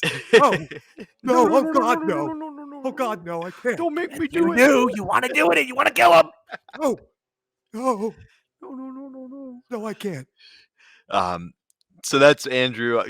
One of my favorite Big A roast comic joke moments was that right there. Riley Luck shares that she's thankful she found her family. She's from New Jersey and they're from Brooklyn or vice versa. And like they didn't know each other. They finally have connected. Ron says that's good news for him because he has kids all around the country that don't know each other. So he's glad they get along. Another classic. Mooch and Pixie. What would they be thankful for this time of year? Man. Finding each other. And that they just got engaged. Love. Gonna be Am I right? You are 100% right. They just got engaged. Boom. And I believe they're happily married, living in Los Angeles, maybe? I believe so at this point. Something like that. I think not at this point. I'm saying now. In 2024. Currently, I believe that is the correct. I don't know all the details, I think so. But I do believe they're definitely still married because the joke Ron points out is that it was for a green card, which clearly it wasn't if they're still happily married. 16 years, which is well past the 10 mark. Irish guys don't have to worry about the fucking green card. We don't have to worry about goddamn ICE breaking down our doors. I mean, come on. Mooch. Nobody's fucking, I'm sorry to say, but they're not throwing you into some kind of little fucking cage in New Mexico if you're from goddamn Dublin, like, Mooch Cassidy. So it's like the drought again. But I know, but it's hysterical. No, of course not. Of course not. One of the children bangs a cowbell really loud, and Ron decides at this moment to explain that kids, remember, the only way to be cool is to smoke. All the pretty cool girls are gonna smoke. If you want clear skin, no pimples, smoke. And he runs with that PSA throughout. I really enjoy that. They interrupt Big A's speech to go to Spandy, who's about to get zooted, taking another one of his oxycodones. There we go. To which Ron goes, and remember, kids, the only thing cooler than smoking, oxycodones. Well, and I love this running bit throughout. I mean, they're a lot of fun. Was it Rush Limbaugh who did some insane amount of oxys?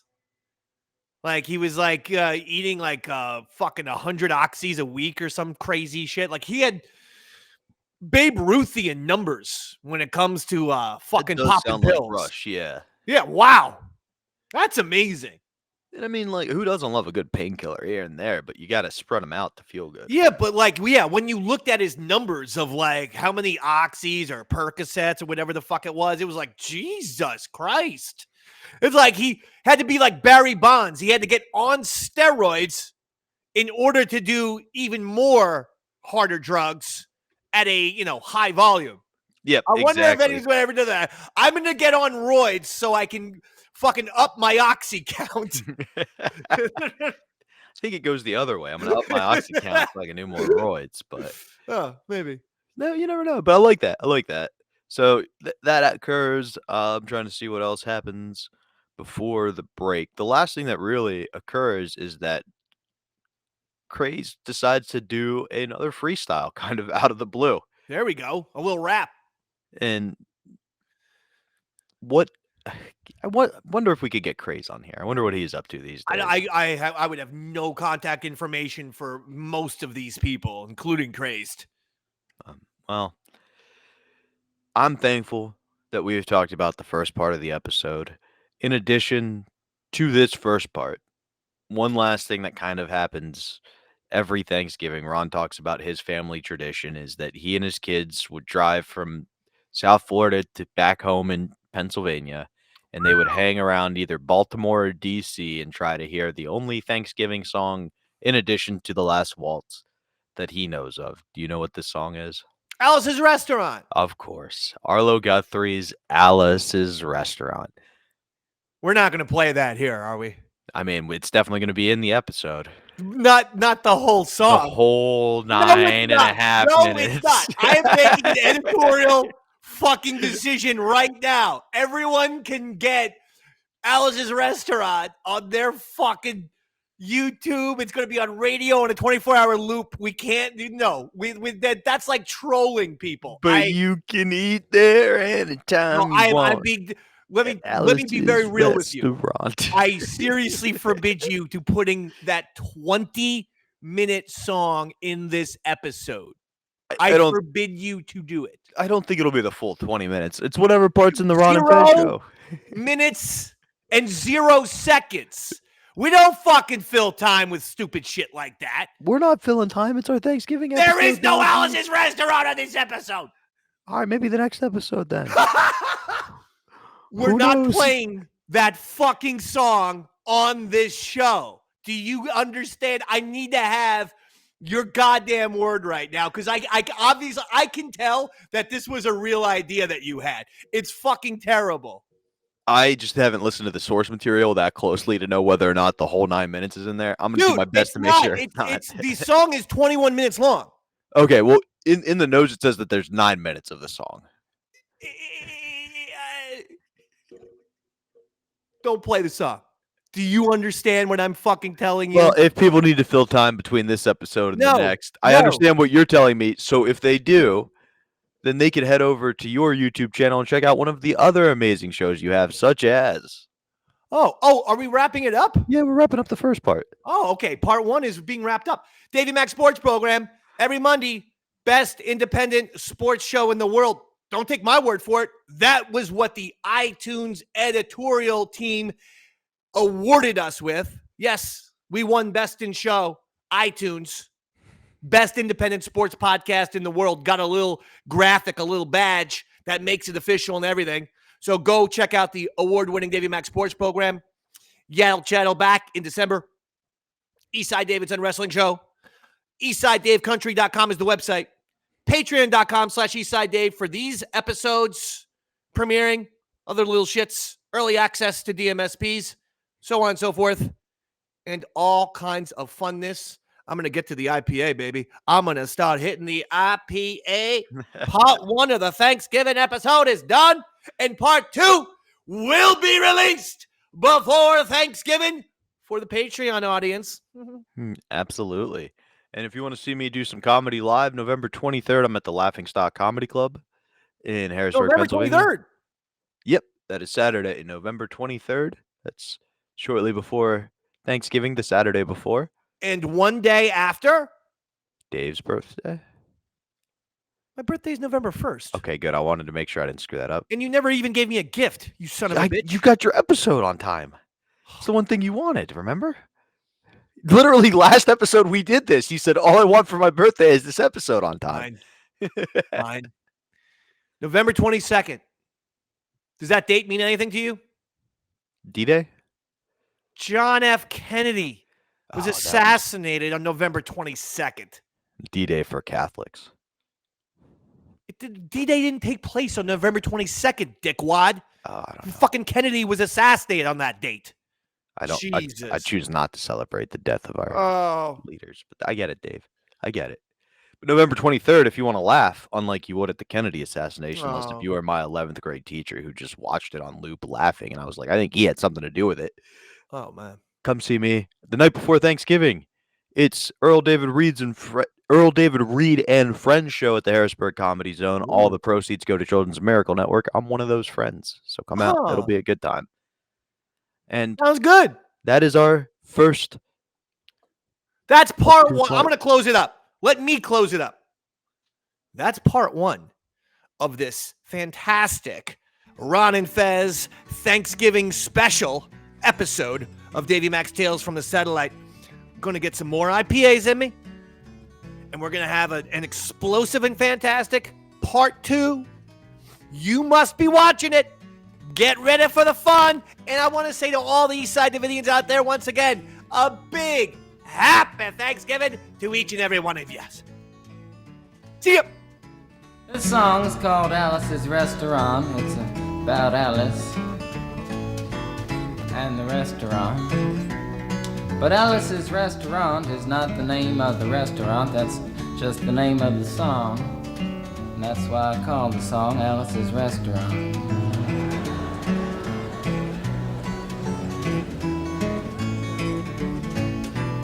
You can get anything you want at Alice's Restaurant. You can get anything you want at Alice's Restaurant.